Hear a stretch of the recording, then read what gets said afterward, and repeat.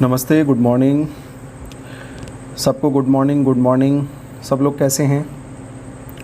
आप सब लोग बहुत अच्छे होंगे। सब लोग वीडियो शेयर कर दीजिए, जितने भी लोग जुड़े हुए हैं। यहाँ से लिंक को कॉपी करके अपने व्हाट्सएप स्टेटस पे लगा लीजिए या जैसे भी कर लीजिए। इस पे ज़्यादा से ज़्यादा लोगों को आप लोग जोड़ दीजिए। सब लोगों के पास में वीडियो पहुँच जाना चाहिए। जितने भी लोग हैं उनके पास में वीडियो का लिंक पहुँच जाना चाहिए। आपकी ये जिम्मेदारी है, आप इसको जल्दी से निभाइए। और मैं बहुत ही जल्दी फिर जो है क्लास को स्टार्ट कर रहा हूँ। बिल्कुल सब कुछ तैयार है मैथ की क्लास के तुरंत बाद ही। तो मैं आपसे एक बात कहता हूँ कि आप लोग अगर अपने लिए बहुत अच्छा करेंगे तो ही कुछ होने वाला है, और कोई आपके लिए कर जाएगा ऐसा नहीं है। यानी कि आपको पढ़ना पड़ेगा, और कैसे पढ़ना है वो हम बताएंगे, लेकिन करना आपको ही है। थोड़ा सा मैं आपसे चर्चा कर लेता हूँ किस तरीके से क्लासेस का रूटीन हुआ है। तो जैसे आपको पता होगा, कल कॉम्पिटिशन गुरु चैनल पे जो है विवेक सर ने लॉन्च किया था, जो अपना दिल्ली पुलिस का जो बैच था उसके बारे में उन्होंने बताया है। तो मैं भी आपको थोड़ी सी जानकारी दे देता हूँ कि सुबह को 8 बजे डेली आपको मेरी क्लास मिलेगी, यानी मैथमेटिक्स की कॉम्पिटिशन गुरु चैनल पे। और उसके ठीक बाद 9 बजे करंट अफेयर्स का सेशन यहीं परीक्षागढ़ पर मैं आपको डेली दूंगा। और इसके बाद में शाम को 5 बजे रीजनिंग की क्लास विवेक सर की होगी। और फिर उसके बाद में रात को 8 बजे जीके जीएस की क्लासेस होंगी। उसमें मैं, विवेक जी और भी फैकल्टीज़ हम जो उसमें लाने वाले हैं। तो वो सारी क्लासेस वहाँ पे होंगी और बहुत ही अच्छे तरीके से होगा। ऐसे नहीं कि जो है आपके ऊपर एक प्रेशर बना दें, पूरे दिन आपको क्लास चला करके दुखी कर दें, ऐसा नहीं है। कांस्टेबल की तैयारी उसी लेवल से कराएंगे। आप सब लोग बहुत प्यार दे रहे हैं, बहुत बहुत धन्यवाद आप सब लोगों का। बिन तेरे मेरी हर खुशी अधूरी है, सोच तू मेरे लिए कितनी ज़रूरी है। खूबसूरत शायरी है, बहुत खूबसूरत। इसी खूबसूरत शायरी के साथ में मैं दिवाकर चौधरी आपका स्वागत करता हूं आपके अपने पसंदीदा यूट्यूब चैनल परीक्षागढ़ पर। दोस्तों, आज की इस क्लास को शुरू कर लेते हैं। अच्छा, सांसें तो मैं रोक लूं अपनी, वो मेरे बस में है। सांसें तो मैं रोक लूं वो मेरे अपने बस में है, पर तेरे एहसासों को कैसे रोकूं, तू तो मेरी नस नस में है। दिल को छू जाने वाली शायरी है मित्रों। आज आइए ले लेते हैं उस सवाल को जो हमने कल आपसे पूछा था। तो कल की क्लास में हमने आपसे पूछा था कि कठोर जल में कपड़े धोने हेतु प्रयुक्त किया जाता है। तो इसमें डिटर्जेंट, साबुन, लिक्विड सोप और ये सभी इस तरीके से ऑप्शंस थे। आप सब लोगों ने साबुन इसका उत्तर दिया, बहुत सारे लोगों ने डिटर्जेंट उत्तर दिया। तो साबुन लोग क्यों कह रहे थे भैया, जब कठोर जल हो गया तो इसमें तो आपको कॉन्सेप्ट आपका क्लियर होना चाहिए था। चलिए खैर, इसका उत्तर है डिटर्जेंट, यानी पहला ऑप्शन ठीक है। और जिन लोगों ने सही उत्तर इसके दिए उनमें है मनीषा बेनीवाल, रूपेंद्र कुमार, लोकेश कुमार, गगनदीप सिंह, विक्रांत चौधरी, नीलम सोलंकी, अंकित तोमर, गोविंदा ठाकुर, और फेसबुक पे भी कई सारे लोगों के आए हैं, आशीष, और ये सब लोगों के उस पर हैं। तो अब क्लास को मैं स्टार्ट कर लेता हूँ, लेकिन आपसे एक निवेदन है कि आप इस चैनल को सब्सक्राइब कर दीजिए। वीडियो आपको अच्छी लगे तो लाइक कर देना, और अपने दोस्तों के साथ में इसको अभी के अभी आप सब लोग शेयर भी करिए। आप सब लोगों के कमेंट्स जो है मैं यहाँ पे पढ़ रहा हूँ। सबको good morning, good morning, good morning, good morning. आइए क्लास को चालू कर लेते हैं। पहला सवाल लेते हैं। पहला सवाल ये रहा आपके कंप्यूटर स्क्रीन पर। सवाल में आपसे कह रहा है कि भारत के किस राज्य की कैबिनेट ने 12वीं कक्षा के छात्र छात्राओं को स्मार्टफोन देने की घोषणा की है। यानी कि 12वीं के जो छात्र छात्राएं हैं उनको स्मार्टफोन मिलेगा, ऐसा किसने घोषणा किया है? तो इस घोषणा को किया है मित्रों पंजाब कैबिनेट ने, यानी कि पंजाब की सरकार ने। तो पंजाब की सरकार ने कहा है कि वो 12वीं के जो छात्र हैं उन सबको स्मार्टफोन देने जा रही है। स्मार्टफोन का मतलब ऐसा मोबाइल फ़ोन जिसके अंदर इंटरनेट चल सकता है और भी सारी सुविधाएं उसके अंदर होती हैं। तो पंजाब कैबिनेट ने हाल ही में 12वीं कक्षा के छात्र छात्राओं को स्मार्टफोन देने की घोषणा की है। कोरोना वायरस की वजह से ऑनलाइन बोर्ड परीक्षाओं की तैयारी कर रहे 173823, कितना हो गया? आप गणित के विद्यार्थी आप लगा लीजिए, 173823, 1,73,823 विद्यार्थियों को इस वर्ष नवंबर तक स्मार्टफोन दिए जाएंगे। तो अगर मैं आपसे पूछता हूं कि पंजाब की कैपिटल क्या है, बताइए कमेंट करके पंजाब की कैपिटल। सब लोग बताइए। बिल्कुल बिल्कुल बिल्कुल सही जवाब है। सही सही सही सही सही चंडीगढ़, यानी कि चंडीगढ़ यहाँ की कैपिटल है। चंडीगढ़ जो अपने आप में भी एक यूनियन टेरिटरी है, केंद्र शासित प्रदेश है। इसके अलावा पंजाब का जो सबसे बड़ा शहर है वो लुधियाना है मित्रों। सबसे बड़ा शहर अगर पंजाब का पूछता है तो लुधियाना है। मैं इधर लिख देता हूँ लुधियाना इसका सबसे बड़ा शहर है, लुधियाना। ठीक है जी, लुधियाना यहाँ का सबसे बड़ा शहर है। पंजाब का सबसे बड़ा शहर पूछता है आपसे तो लुधियाना वहाँ का सबसे बड़ा शहर है। दोस्तों, इसका गठन कब हुआ था? तो 1 नवंबर 1966 को पंजाब का गठन हुआ था। मित्रों इसके साथ ही यहाँ पे अगर गवर्नर की बात कर लेते हैं तो विजेंद्र पाल सिंह बदनौर यहाँ पे गवर्नर हैं। मैं लिख देता हूँ यहाँ पे कहीं पे, विजेंद्र पाल सिंह बदनौर यहाँ पे गवर्नर हैं, विजेंद्र पाल सिंह। ठीक है मित्रों, आप स्क्रीनशॉट लेते रहिए। विजेंद्र पाल सिंह बदनौर जो हैं वो यहाँ पे गवर्नर हैं। गवर्नर मतलब राज्यपाल हैं। अगर सीएम करें, सीएम की बात करते हैं तो अमरिंदर सिंह यहाँ पे सीएम हैं। अमरिंदर सिंह जो है वो यहाँ पे सीएम है। ये कांग्रेस पार्टी से आते हैं। अगर यहाँ पे बात करें विधानसभा में कितनी सीटें हैं तो 117 हैं पंजाब में। इसके अलावा 7 सीटें हैं यहाँ पे राज्यसभा में और 13 सीटें हैं यहाँ पे लोकसभा में, यानी कि लोअर हाउस में 13 और अपर हाउस में 7 सीटें हैं। और इसके अलावा विधानसभा में कितनी हैं तो 117 सीटें हैं। यहाँ पे 22 जिले हैं टोटल कुल मिला के अगर जिन सब लोगों को। चलिए बहुत खूबसूरत, बहुत अच्छे, बहुत अच्छे। दबा के शेयर मारो भैया, ऐसे काम नहीं चलेगा भाई मेरे। चलिए अगले सवाल की ओर मैं चल देता हूँ। अगले सवाल में आपसे कह रहा है कि ब्रिटेन ने किस व्यक्ति की प्रति को अपने सिक्कों पर चित्रित करने की घोषणा की है, यानी कि अपना सिक्का जारी करेगा और उस पर इंडिया के किसी आदमी का जो है फोटो लगाएगा। तो वो किसका फोटो लगाएगा तो दोस्तों लगाएगा, किसका लगाएगा, महात्मा गांधी का। मोहनदास करमचंद गांधी इनका पूरा नाम है, महात्मा गांधी का। तो ब्रिटेन ने महात्मा गांधी की प्रति को अपने सिक्कों पर चित्रित करने की घोषणा की है। महात्मा गांधी पहले ऐसे अश्वेत व्यक्ति होंगे जिनकी तस्वीर पाउंड पर छपने जा रही है। तो पाउंड करेंसी है ब्रिटेन की, तो वहाँ पे उस पर छपने जा रही है महात्मा गांधी का चित्र। तो महात्मा गांधी के बारे में बात कर लेते हैं। बताइए महात्मा गांधी का जन्म कब हुआ था? 2 अक्टूबर 1869 इसको महात्मा गांधी का जन्म हुआ था। दोस्तों महात्मा गांधी को महात्मा किसने कहा? अब इस बारे में 3 लॉजिक्स हैं। अब पेपर में इसी कारण से ये सवाल पूछा नहीं जाता क्योंकि अलग अलग लोग अलग अलग कहते हैं। वैसे रविंद्रनाथ टैगोर ने 1915 में जो कहा था उसको सबसे ज़्यादा माना जाता है कि यही सबसे ज़्यादा प्रमाणित है। लेकिन उससे पहले भी 1914 में राजवैद्य जीवाराम कालिदास ने, राजवैद्य हैं जीवाराम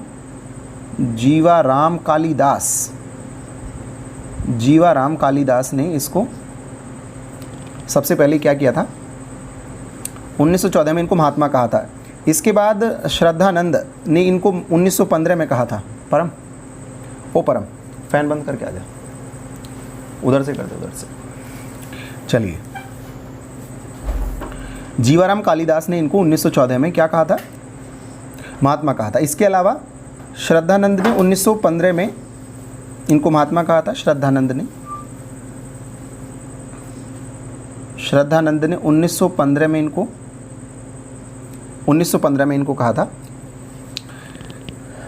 जो है महात्मा कहा था। इसके अलावा इनको कहा था रविंद्रनाथ टैगोर ने 1915 में, रविंद्रनाथ टैगोर ने 1915 में इनको महात्मा कहा था। तो ये सारी चीज़ें इन्होंने भी 1915 में इनको महात्मा कहा है। इसके अलावा भी बहुत सारे महात्मा गांधी से सवाल है। मैं आपसे एक एक करके सारे महात्मा गांधी से जो पेपर के अंदर सवाल आते हैं उनको पूछे लेता हूँ। तो मैं आपसे पूछता हूँ, बताइए इनको अधनंगा फ़कीर किसने कहा था महात्मा गांधी को? अधनंगा फ़कीर, बिल्कुल ठीक कह रहे हैं। ब्रिटेन के पीएम थे, ब्रिटिश पीएम का मतलब ब्रिटेन के प्रधानमंत्री, है ना। उनका नाम था विंस्टन चर्चिल। सही स्पेलिंग या गलत है आप एक बार देख लीजिएगा। विंस्टन चर्चिल, चर्चिल ऐसे करके आता है, विंस्टन चर्चिल इनका नाम है। स्पेलिंग का कुछ थोड़ा बहुत हो सकता है, आप लोग देख लीजिएगा। इसके अलावा सवाल आता है कि बताइए इनको जो है राष्ट्रपिता किसने कहा था? महात्मा गांधी को राष्ट्रपिता तो सुभाष चंद्र बोस ने कहा था। एस.सी. बोस ने, सुभाष चंद्र बोस ने कहा था। कब कहा था? तो 6 जुलाई 1944 को कहा था। 6 जुलाई 1944 को क्या कहा था? इनको राष्ट्रपिता कहा था। सुभाष चंद्र बोस ने 6 जुलाई 1944 को महात्मा गांधी को राष्ट्रपिता कहा था। दरअसल उन्होंने ये जो राष्ट्रपिता कहा था ये रंगून से एक रेडियो प्रसारण हो रहा था उस दौरान कहा था। और आपस में अब थोड़ा लॉजिकल बात ये है कि सुभाष चंद्र बोस जी ने इनको जो राष्ट्रपिता कहा था एक कुटिल अंदाज में कहा था कि जो है आप वहाँ भारत में राष्ट्रपिता। चलो मैं उस कहानी के पीछे नहीं जाऊँगा, लेकिन बहरहाल तभी से उनको राष्ट्रपिता कहा जाता है। इनकी मृत्यु हुई 30 जनवरी 1948 को। 30 जनवरी 1948 को मृत्यु हुई। इनकी समाधि राजघाट जो है दिल्ली में है। इसके अलावा भी यहाँ से सवाल आते हैं कि बताइए इन्होंने कौन कौन सी पुस्तकें लिखी हैं। तो पुस्तकें इन्होंने लिखी हैं, हिंद स्वराज लिखी है, इंडियन ओपिनियन लिखी है, मेरे सपनों का भारत लिखी है, ग्राम स्वराज लिखी है ना। हिंद स्वराज इंपॉर्टेंट है, कई बार पूछा गया कि बताइए किसने लिखा है, तो महात्मा गांधी ने लिखा है। ऐसे काफ़ी सारे सवाल हैं। तो महात्मा गांधी के बारे में ये सारी चीज़ें आपको मालूम होनी चाहिए। चलिए अगले सवाल की ओर चल देते हैं। अगले सवाल में आपसे कह रहा है कि चैनल्स के द्वारा भ्रामक जानकारी फैलाने पर गूगल ने चीन के कितने ज़्यादा यूट्यूब चैनल डिलीट कर दिए हैं।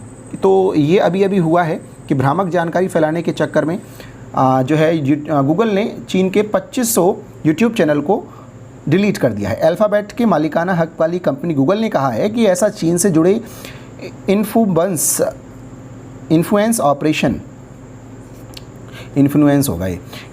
ऑपरेशन के लिए चल रही हमारी जांच के तहत किया गया है।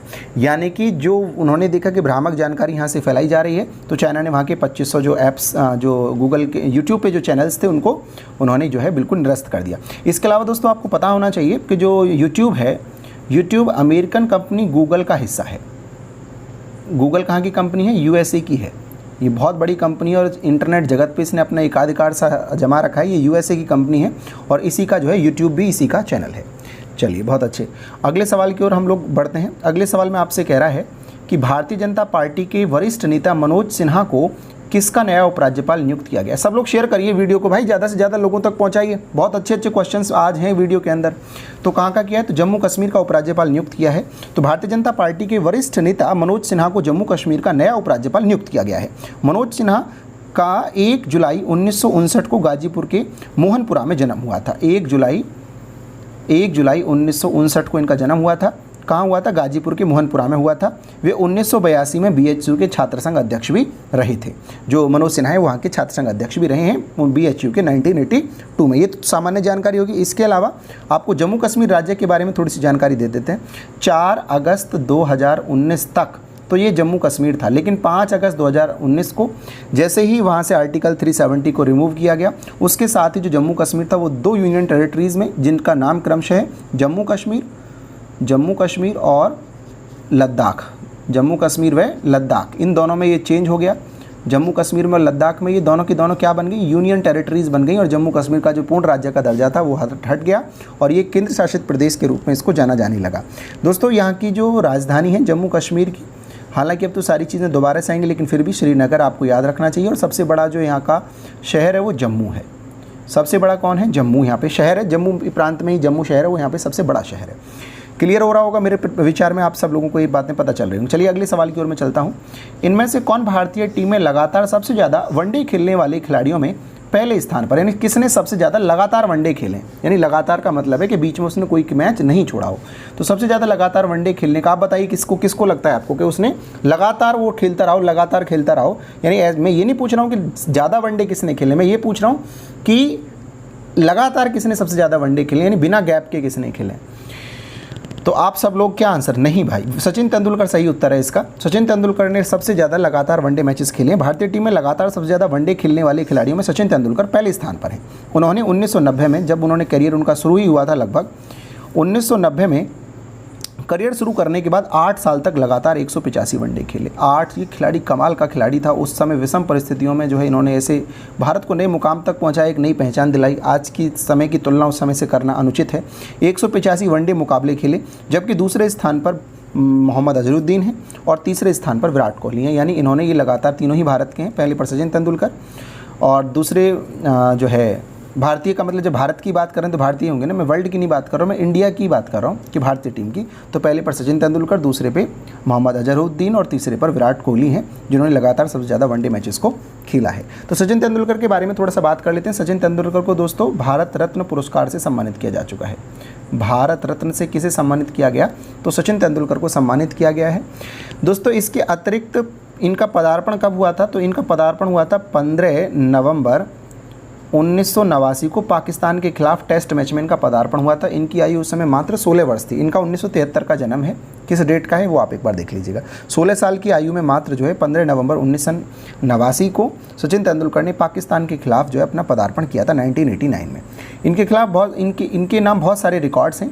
इन्होंने सबसे ज़्यादा वनडे में रन बनाए हैं, सबसे ज़्यादा टेस्ट मैचेस में भी रन बनाए हैं। इन्होंने सबसे ज़्यादा वनडे मैच खेले हैं, सबसे ज़्यादा टेस्ट मैच खेले हैं, सबसे ज़्यादा वनडे में शतक लगाए हैं, सबसे ज़्यादा टेस्ट में शतक लगाए हैं, सबसे ज़्यादा ऑल ओवर रन इनके नाम है, सबसे ज़्यादा खिलाड़ियों के खिलाफ खेलने का रिकॉर्ड इनके नाम है, सबसे ज़्यादा भारतीय खिलाड़ियों के खिलाफ खेलने का रिकॉर्ड इनके नाम है, सबसे ज़्यादा बार आउट होने का रिकॉर्ड इनके नाम है। तो इनका मतलब तमाम सारे रिकॉर्ड जो हैं सो सचिन तेंदुलकर के नाम है। चलिए, इसके अलावा बहुत सारी चीज़ें सचिन तेंदुलकर ने इस क्रिकेट जगत के माध्यम से इंडिया को दिया। इसके अगले सवाल की ओर हम बढ़ते हैं। अगले सवाल में आपसे कह रहे हैं कि हाल ही में केंद्रीय मानव संसाधन विकास मंत्री ने सिरमौर में भारतीय प्रबंधन संस्थान का शिलान्यास किया है। सिरमौर स्थित है, कहाँ पे स्थित है सिरमौर आपको बताना है। तो सिरमौर स्थित है मित्रों हिमाचल प्रदेश में। केंद्रीय मानव संसाधन विकास मंत्री, अब केंद्रीय मानव संसाधन विकास मंत्री को क्या बोलना चाहिए आप बताइए? शिक्षा मंत्री बोलना चाहिए ना। अभी जो है न्यू एजुकेशन पॉलिसी आई NEP, और उस NEP के अकॉर्डिंग क्या हुआ, जो मानव संसाधन विकास मंत्रालय था उसका नाम बदलकर शिक्षा मंत्रालय हो गया। NEP के बारे में तो पता है ना आपको, न्यू एजुकेशन पॉलिसी, मैंने वीडियो भी डाली थी, अगर आपने नहीं देखा तो आप नीचे चेक कर लीजिए, वो आपको मिल जाएगा। वहाँ पे सारा सिस्टम खत्म हो चुका है, परीक्षाएं नहीं होंगी, जो है ना 3rd क्लास में होगी, 5th में होगी, 8th में होगी, ऐसे सारा सिस्टम बदल चुका है। इतिहास वाला जो विज्ञान ले सकता है, विज्ञान वाला कॉमर्स ले सकता है, यानी स्ट्रीम सिस्टम भी खत्म कर दिया गया है। बहुत सारी चीज़ें उसमें हो गई हैं। इसके अलावा हिमाचल प्रदेश के बारे में और हम बात कर लेते हैं। तो हिमाचल प्रदेश की राजधानी क्या है? तो शिमला है। सबसे बड़ा शहर भी यहाँ पे शिमला ही है, लार्जेस्ट सिटी भी शिमला है, राजधानी भी शिमला है। और दूसरी राजधानी कभी आपसे पूछ ले तो धर्मशाला, ये यहाँ की दूसरी राजधानी है। इसको कब यहाँ पे कार्य होता है, धर्मशाला में भी ये इसकी दूसरी राजधानी है। इसके अलावा जो हिमाचल प्रदेश के बारे में बात करूँ तो यहाँ पे जो मुख्यमंत्री हैं वो कौन है? वो जयराम ठाकुर हैं, है ना जी, जयराम ठाकुर। ये बीजेपी की पार्टी के हैं जयराम ठाकुर। यहाँ पे CM है, CM का मतलब कि चीफ मिनिस्टर हैं। आपसे ये भी पूछ लेता है, बताइए किस राज्य को देवभूमि कहा गया है? तो हिमाचल प्रदेश को देवभूमि भी कहा गया है। देवभूमि किसे कहा गया है? तो हिमाचल प्रदेश को ही देवभूमि भी कहा गया है। इसके अलावा 25 जनवरी 1971 को इसका गठन हुआ था, जो है हिमाचल का 25 जनवरी 1971 को गठन हुआ था। यहाँ पे गवर्नर का नाम बता दीजिए आप लोग, गवर्नर का नाम बता दीजिए। गवर्नर है यहाँ पे हिमाचल प्रदेश में बंडारू दत्तात्रेय, बंडारू दत्तात्रेय होगा, बंडारू दत्तात्रेय यहाँ पे जो है गवर्नर है। इसके अलावा जो है यहाँ पे विधानसभा की कितनी सीटें हैं? तो 68 हैं। ये विधानसभा में 68 सीटें हैं। राज्यसभा की बताइए, राज्यसभा इंपॉर्टेंट, आपको राज्यसभा की सीटें कुछ राज्यों की जो इंपॉर्टेंट राज्य हैं उनकी पता होना चाहिए। तो यहाँ पे विधानसभा में की 68 है, राज्यसभा की यहाँ पे 3 सीटें हैं। लोकसभा की बात करें तो यहाँ पे केवल लोकसभा की 4 सीटें हैं। क्लियर हो रहा है सबको? बताइए, अच्छा लग रहा है आपको, मज़ा आ रहा है? बोलो बोलो ना, बोलो सब बताओ कैसा लग रहा है? अच्छा लग रहा है आपको? खूबसूरत लग रहा है? चलिए बढ़िया, सही है। अगले सवाल की ओर चलते हैं। अगले सवाल में आपसे पूछ रहा है कि हाल ही में किसे 2020 के प्रेम भाटिया उत्कृष्ट पत्रकारिता पुरस्कार से सम्मानित किया गया? तो इंडियन एक्सप्रेस वाले आपने देखा, दीपांकर घोष। चलिए इनके बारे में बात कर लेते हैं। तो इस वर्ष उत्कृष्ट पत्रकारिता के लिए प्रेम भाटिया पुरस्कार समाचार पत्र इंडियन एक्सप्रेस के दीपांकर घोष और गैर लाभकारी पत्रकारिता website people's of rural India, people's archive of rural India को प्रदान किया गया है, यानी कि दीपांकर घोष को मिला है। ये आपको पता होना चाहिए। पुरस्कार में हालांकि आपको एक तरफ से पढ़ाऊंगा, दिल्ली पुलिस का पेपर जैसे नज़दीक आ जाएगा तो खेल को, जैसे कुछ कमेंट में कह रहे हैं लोग को वीडियो डालिए, तो मैं पेपर के नज़दीक आके उन वीडियोज़ को इकट्ठा डालूंगा, है ना। स्टैटिक जीके की कुछ वीडियोज़ ऐसी हैं जो आपको एट ए टाइम पढ़नी चाहिए, तो मैं उसको 10-5 दिन उधर पहले डालूंगा। बाकी जो क्वेश्चन हैं उनको मैं करंट अफेयर्स के साथ में लेकर के चल रहा हूँ। जीके ट्रिक्स की क्लास भी हम बहुत जल्दी ला रहे हैं, जिसमें ट्रिक के माध्यम से आप जीके को याद कर सकते हैं। बहुत बड़ी चीज़ें आपको आसानी से याद हो जाएंगी, चुटकियों में याद हो जाएंगी, है ना। तो आप बहुत आसानी से उन चीज़ों को कर सकते हैं। चलिए मित्रों, अगले सवाल की ओर चल दें। तो अगले सवाल की बात करते हैं हम आपसे। अगले सवाल में आपसे कह रहा है कि हाल ही में किस राज्य ने साइबर क्राइम के खिलाफ जागरूकता बढ़ाने के लिए रक्षाबंधन प्रोग्राम लॉन्च किया है? तो किसने किया है ये? आंध्र प्रदेश ने किया है। आंध्र प्रदेश ने इसको ऐसा किया। दूसरा ऑप्शन इसका ठीक है। तो आंध्र प्रदेश के मुख्यमंत्री YS जगनमोहन रेड्डी ने रक्षाबंधन के मौके पर रक्षाबंधन प्रोग्राम लॉन्च किया है। राजधानी अमरावती में लॉन्च किए गए इस कार्यक्रम के जरिए राज्य की CID और पुलिस लोगों को वर्चुअल माध्यम के जरिए साइबर क्राइम के प्रति जागरूक करेगी। तो इसमें क्या है कि इस प्रोग्राम के जरिए जो रक्षाबंधन है, तो जो साइबर क्राइम है, यानी कि ऑनलाइन क्राइम जैसे होता है, फेसबुक पे क्राइम करते हैं, है ना, व्हाट्सएप के माध्यम से क्राइम्स होते हैं, यानी कि सोशल मीडिया में साइबर के में बहुत सारे हैकिंग इसके अंदर आता है, तो बहुत सारे हैं। तो उसमें क्या है, इन्होंने रक्षाबंधन के नाम से ऐसा प्रोग्राम जो है लॉन्च किया है। तो आंध्र प्रदेश ने किया है। आंध्र प्रदेश की राजधानी बताइए। अभी मैंने बोला भी था आंध्र प्रदेश की राजधानी अमरावती, बिल्कुल ठीक बता रहे हैं, अमरावती। हालांकि अभी जो मैंने पिछले भी आपको बताया था कि इन्होंने 3 राजधानी वहाँ पे बनाने का बोला है कि वहाँ पे 3 राजधानियाँ होंगी। तो किस राज्य की 3 राजधानियाँ हैं, ऐसा करके अगर कल को सवाल आता है तो आंध्र प्रदेश की है। नंबर 1 तो आपको पता ही है, अमरावती। हैदराबाद नहीं है, हैदराबाद तो तेलंगाना की है ना। अमरावती जो यहाँ की विधायी है, एडमिनिस्ट्रेटिव कैपिटल है, विधायी राजधानी है, विधायी राजधानी है, जहाँ पे विधानसभा होगी, है ना। दूसरा विशाखापट्टनम जो है, एक विशाखापट्टनम भी है यहाँ पे राजधानी। तो जो विशाखापट्टनम है वो यहाँ पे कार्यकारी राजधानी होगी, कार्यकारी राजधानी होगी, कार्यकारी राजधानी होगी। और तीसरी है कुर्नूल, तीसरी है कुर्नूल, कुर्नूल है ना, ये न्यायिक जुडिशियल कैपिटल होगी, न्यायिक राजधानी होगी, न्यायिक राजधानी। क्लियर हो रहा है सब लोगों को, ये यहाँ पे न्यायिक राजधानी होगी। अच्छा आप मुझे एक बात बताइए कि आंध्र प्रदेश जो है, आंध्र प्रदेश में गवर्नर कौन है? गवर्नर, राज्यपाल कौन है? बताओ कौन बताएगा, चलिए गवर्नर बताइए आंध्र प्रदेश में। अच्छा तो विश्वभूषण हरिचंदन, विश्वभूषण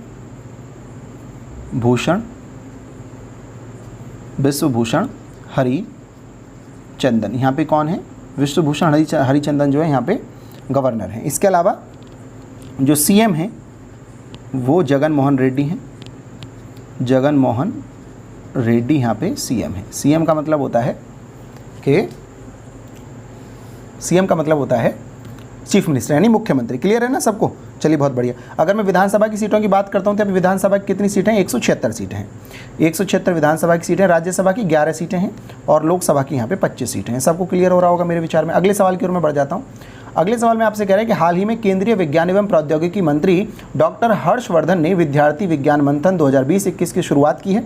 इस कार्यक्रम के संबंध में क्या कथन सत्य है? पहला कथन है कि ये कार्यक्रम स्कूली शिक्षा प्राप्त करे छात्रों के लिए होगा, या फिर इस कार्यक्रम का उद्देश्य प्रतिभा पहचान है, या यह कार्यक्रम विज्ञान भारतीय एवं विज्ञान प्रसार की पहल है। तो मित्रों इसमें तीनों ही, अब ये सारी ठीक बातें, इन तीनों को इसके अंतर्गत लिया गया है। तो केंद्रीय विज्ञान और प्रौद्योगिकी मंत्री डॉक्टर हर्षवर्धन ने, ये आपको याद रखना चाहिए कौन है? डॉक्टर हर्षवर्धन, ये मंत्री वगैरह आप लोग याद रखिए, ने विज्ञान भारती द्वारा आयोजित विद्यार्थी विज्ञान मंथन 2020-21 का वीडियो कॉन्फ्रेंसिंग के माध्यम से शुभारंभ किया है। यह एक राष्ट्रीय कार्यक्रम है जिसे कक्षा 6 से 11 तक स्कूल छात्रों में विज्ञान को लेकर लोकप्रिय बनाने को लेकर के इसको शुरू किया गया है। क्लियर है आपको? अगला क्वेश्चन लेते हैं। अगले क्वेश्चन में आपसे कह रहा है कि हाल ही में किसी भारत के नियंत्रक एवं महालेखा परीक्षक के रूप में नियुक्त किया गया है। तो इस नियुक्त किया गया है गिरीश चंद्र मुर्मू को। गिरीश चंद्र मुर्मू जो है ये पहले जम्मू कश्मीर के उपराज्यपाल थे, अभी मनोज सिन्हा को बना दिया गया। ये कब हट गए थे? तो ये 4 अगस्त को हाल ही में हटे, 4 अगस्त 2020 को ये हटे। और उसके अगले दिन ही किसको बना दिया गया? फिर जो है इनको बना दिया गया, जो है 4 अगस्त को हटे। और जो है इन्होंने इस्तीफ़ा कब दिया? चलो पहले आप इसको 4 अगस्त मत लिखिए, आप इसको लिखिए 5 अगस्त, ठीक है जी, क्योंकि इस्तीफ़ा जो इन्होंने सौंपा है वो 5 अगस्त को सौंपा है। तो आप 5 अगस्त को इन्होंने अपना इस्तीफ़ा दिया, ठीक है। 5 अगस्त 2020 को इन्होंने अपना इस्तीफ़ा दिया। और इसी के साथ फिर ये जो है क्या बन गए? मैं अब थोड़ा पढ़ देता हूँ कि जम्मू कश्मीर के पूर्व उपराज्यपाल गिरीश चंद्र मुर्मू को 6 अगस्त को भारत के नियंत्रक और महालेखा परीक्षक बनाया गया है। 5 अगस्त को उन्होंने राज्यपाल पद से राष्ट्रपति रामनाथ कोविंद को इस्तीफ़ा सौंप दिया था। तो क्या बनाया गया है इनको? भारत का नियंत्रक एवं महालेखा परीक्षक। इसको इंग्लिश में क्या कहते हैं? CAG, है ना, कैग कहते हैं। फुल फॉर्म भी कई बार पूछी गई है, तो क्या है? Controller and auditor general of India, ठीक है जी। इसको मैं मतलब बताता हूँ क्या होता है। जो CAG होता है उसका कार्य है जो फाइनेंशियल कंडीशंस या financial bonds between central and state government, यानी केंद्र सरकार और राज्य सरकार के बीच जो आर्थिक संबंध हैं, किस तरीके से कैसा फंड केंद्र सरकार राज्य सरकार को देगी, क्या रेवेन्यू वापस जो है राज्य सरकार केंद्र सरकार को देगी, इन सब चीज़ों के बीच में ऑडिट करने का काम ही CAG का होता है। CAG की नियुक्ति कौन करता है? तो उसकी नियुक्ति बताओ कौन करता है? CAG की नियुक्ति प्रेसिडेंट करता है, यानी राष्ट्रपति करता है, राष्ट्रपति। ये संविधान के किस आर्टिकल में लिखा हुआ है? तो 148, आर्टिकल 148 में CAG को लेकर के लिखा हुआ है। भारतीय संविधान में 148 आर्टिकल में राष्ट्रपति इसकी नियुक्ति करता है। और अगर आपसे पूछे वर्तमान में CAG कौन है, यानी भारत के नियंत्रक एवं महालेखा परीक्षक कौन है, तो गिरीश चंद्र मुर्मू जो है वो भारत के नियंत्रक एवं महालेखा परीक्षक हैं। अगले सवाल की ओर, और अगला सवाल है क्वेश्चन ऑफ द डे। मैं अपना फोटो यहाँ से हटा देता हूँ ताकि आपको सवाल अच्छे से दिखाई दे। सवाल में कह रहा है कि दक्षिण भारत की नदियों में सबसे लंबी नदी कौन सी है? ऑप्शन है गोदावरी, नर्मदा, गंगा या सतलज। आपको जो भी इसमें ऑप्शन ठीक लगता है उस ऑप्शन को आप टाइप कर दीजिए, लाइव चैट में नहीं बल्कि आप इसको टाइप करिए कमेंट बॉक्स में। अगर आप सही उत्तर देते हैं तो आपका नाम कल के सेशन में लिया जाएगा। दोस्तों आप लोगों ने बहुत बढ़िया तरीके से क्लास को किया है, आप निश्चित रूप से धन्यवाद के पात्र हैं। दोस्तों आप मुझसे जुड़िएगा शाम को 8 बजे, और उससे पहले 5 बजे रीजनिंग की क्लास होगी, वहाँ भी आप जो है जुड़िए कॉम्पिटिशन गुरु चैनल पर। इसके अलावा परीक्षागढ़ को सब्सक्राइब कर दीजिए, परीक्षागढ़ टेलीग्राम चैनल को भी आप पहुँच जाइए। इंग्लिश में परीक्षागढ़ लिखा हुआ है, एक बार इसको चेक करिएगा। लोगो भी हमारी परीक्षागढ़ चैनल का उस पर लगा हुआ है, तो वहाँ पर हम आपको इसका PDF फाइल उपलब्ध करा देंगे बहुत जल्दी। और यहाँ लिंक में भी हमने डिस्क्रिप्शन में इसका PDF फाइल अपलोड कर देंगे, लेकिन आपको सबसे पहले टेलीग्राम चैनल पर मिल जाएगा। इसके अलावा आप जो है हमारे चैनल कॉम्पिटिशन गुरु और एग्जामगढ़ को भी सब्सक्राइब कर सकते हैं। इसके अलावा आप प्ले स्टोर से डाउनलोड कर लीजिए एग्जामगढ़ एप्लीकेशन, वहाँ पे हम सारी क्लासों को लाइव पढ़ाने जा रहे हैं। इसके अलावा वहाँ पे कुछ अच्छे बैचेस भी आपको उपलब्ध कराए जाएंगे। चलिए ठीक है, बहुत बहुत धन्यवाद। अपना ख्याल रखिए, अपने आसपास सफाई रखिए। नमस्ते, टेक केयर, बाय बाय।